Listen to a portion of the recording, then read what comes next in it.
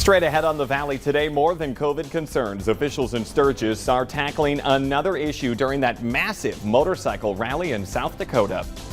Plus, the Cass County Sheriff is offering thousands of dollars to anyone with information about a string of home vandalism incidents. And with this morning, waiting at the border, Minnesotans hoping to visit Canada should be prepared for a wait up to 7 hours long. And it's a much calmer morning for some of us in the valley after severe storms blew through overnight. We want to check in right away with meteorologist Lisa Green to see what we can expect. Well, that is a beautiful view this morning. Yeah, it is. It's already a good sign of a nice day. Isn't it? It's nice and quiet. We've got some beautiful sunshine. It's not being too obscured by wildfire smoke here either. So a great way to start the day in Devil's Lake at our home of economy. Skycam there. This is one of the areas that saw a lot of activity yesterday with the rain and thunder rumbling through. So it's nice to have a quiet start. And you can see on our radar, we're quieting things down as well. We've got some clearer conditions here this morning. There are some spots where we're watching for a few showers making their way from northeastern South Dakota to southeastern North Dakota, and a couple of clouds in that area too over toward Lakes Country. But overall, it's looking a lot quieter with this system moving off to the north and east. By the way, got some good rain up into Manitoba and into Ontario and those places, into those places where, of course, we've been dealing with the wildfires there. I hope it helped those folks out, and I'm hoping that that will help to tamp down some of the wildfires here lately. But the other flip side of that is lightning can be a big cause of wildfire too. So I'm hoping they got the good side of it, and that's it. But again, just keeping an eye on some of these showers moving into Richland County here and parts of Sargent County this morning. Check out our 24-hour rain reports here. We've got 3.68 inches of rain in Langdon. That's our top report. Lots of places checking in at about 1.5 inches. And then up to that higher range here so far. If you've got a rain report to share, we'd love to hear from you. You can upload those, or rather you could comment on our Facebook page and let us know how much you've received. And you can upload your photos and video of the storms last night as well to our website. Our temperatures are in the 60s, 170 in Badette. Temperatures starting a little bit quieter. The wind already starting to pick up north. We're seeing some wind speeds into the teens. It's going to get a little stronger today. A nice start in Grand Forks. Temperatures are going to work their way up into the low 80s for highs today. Again, getting breezy. Here's a look at our wind planner. We can expect those winds to get into the 30s out of the west by noon, and maybe that gust to 40 for this afternoon. So a breezy one here today. Hopefully it's a westerly wind, so we don't see that much smoke moving in behind this system. And then we're drying out for the rest of the week, but watch out for some showers tonight. We might see a little bit more light rain coming in. All right, yeah, liking that nice temperatures though without too much haze out there, so it should be pretty good. Lisa, thank you. A $2,500 reward is now being offered to help catch the people who vandalized several homes in Horace. One home in particular, the culprit slithered underneath and then cut wire and pipes containing copper from beneath the home.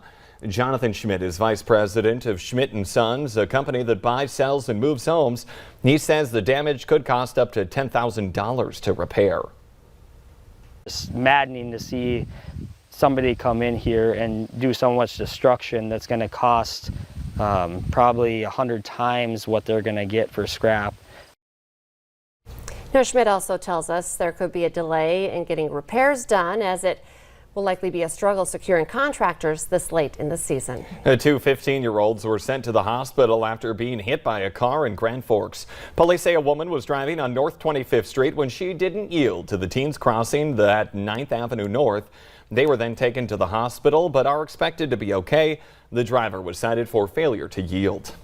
The teen accused of starting a 3-alarm fire in downtown Fargo this spring won't be spending time behind bars. Crews first responded to that fire on March 22nd at 7:30 in the evening. It took them until noon the next day to fully put out the flames. 18-year-old Riley Keeping of Fargo was originally charged with a felony count of conspiracy to commit arson for his role in the fire at Mid-America Steel. But a plea deal lowered his charge to a misdemeanor. Keeping admitted going inside the building with two friends who were both juveniles. He was sentenced to community service and probation. This isn't the only teen's open criminal case, though. Keeping was charged with DUI last month and a felony charge of contact by bodily fluids on a healthcare worker. He'll be in court again on August 26. A man has died after being found unconscious outside a Fargo motel. The victim has been identified as Eric Nurple. Police initially responded to a medical call outside the Motel 6 off of 13th Avenue South last Wednesday. But after watching surveillance video, they discovered that a fight had happened between Nurple and another man shortly before they were called. Police are still investigating and waiting on autopsy results to determine whether or not that fight had anything to do with the man's death.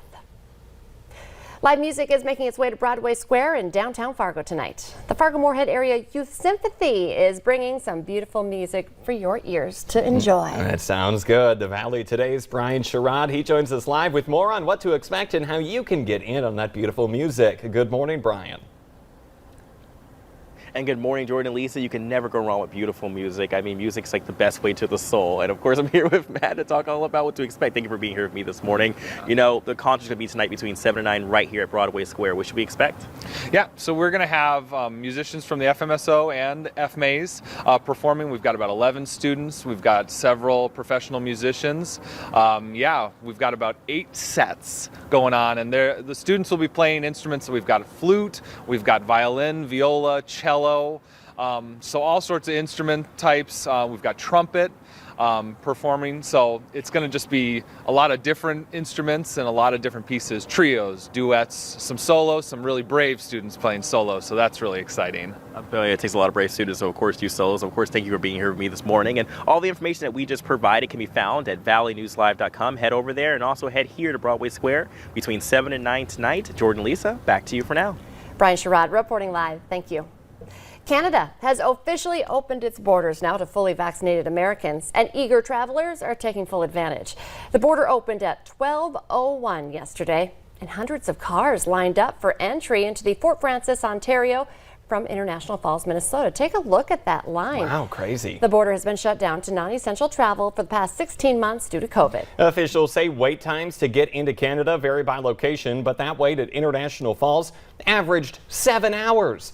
Americans are being welcomed with signs. Some people even camped out and waved at passengers coming through the point of entry gates.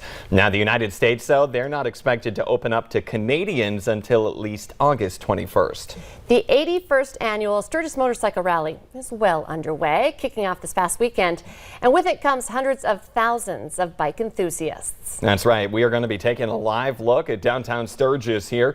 Officials estimate that 700,000 people from the U.S. and beyond will visit the city during the 10-day event, despite fears of the Delta variant. Now, that live look at Sturgis right there, well, pretty calm this morning. That's just before 7. They're anyone probably has sleeping. Been to Sturgis before, I think you know it's not necessarily the get up early for breakfast crowd. It's true. Anyway, officials say the first few days of the rally are some of the busiest they had seen before. Calls for service during those first few days, they were up dramatically compared to previous years. Yeah, they say 200 violations already for open containers of alcohol have been issued since the rally started just last weekend. Let's get the answer now to our question of the morning on Facebook. Our question today is 2% of retail stores in America have this in common right now. The answer?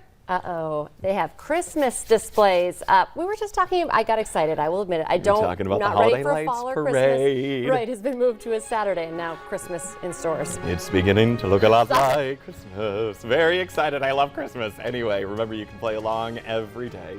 The Today Show and CBS This Morning are just about to start, and Lisa's going to go bask in the sun to remind her that it's not Christmas yet. It's still August. It still is, and we'll have more news for you coming up on the Fargo CW.